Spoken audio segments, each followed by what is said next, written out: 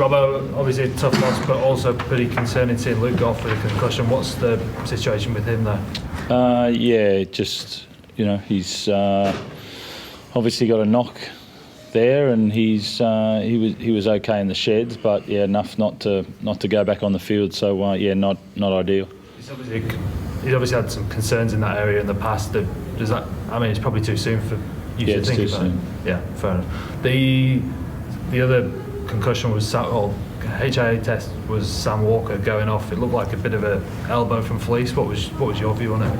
I can't comment. I actually didn't see it. I only sort of talked to the boys afterwards about it. It was on the other side of the field and play was moving on. So yeah, I'll leave that up to someone else.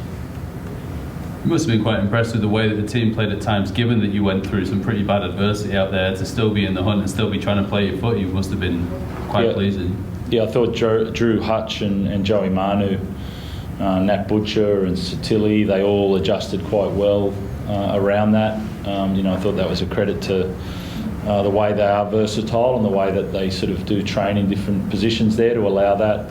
And so I thought I think it was 16-12 at that time, I think it was, when that all happened. And then we got back up to 18-16 during that period, during that 15-minute period, which is good to apply that pressure. So that was a benefit. We just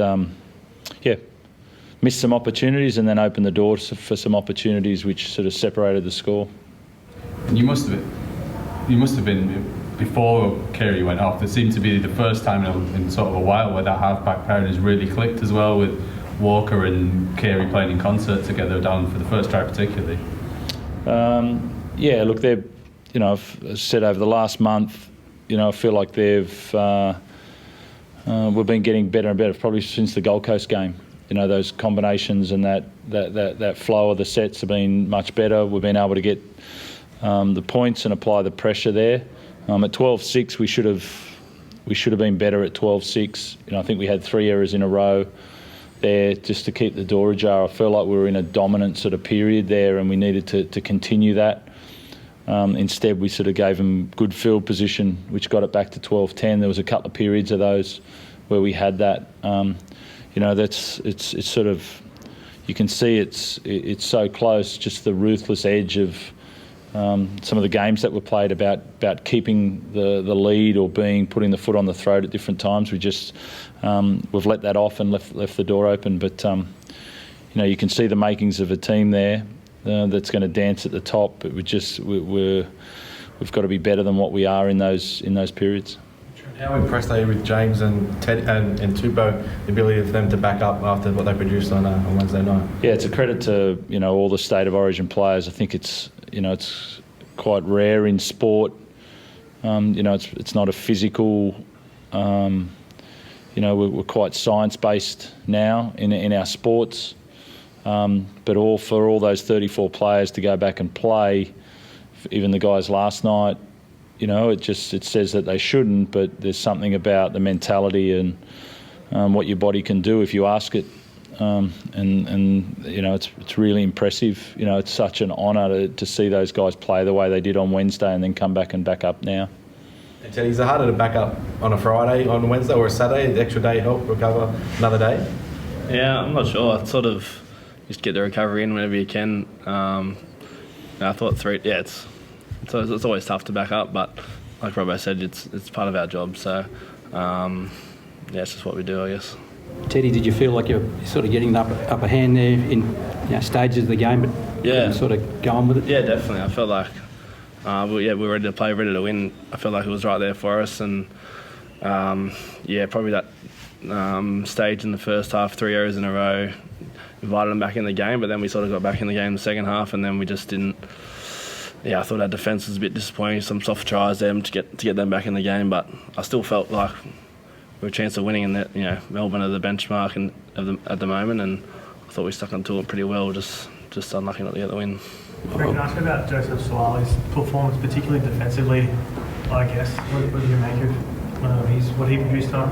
Yeah, it was incredible to that what would have been a try there down that left edge, and that was you know, you get try savers, but that was a try saver. That was top end try saver. I think they went on and they ran it on last, maybe on that next play.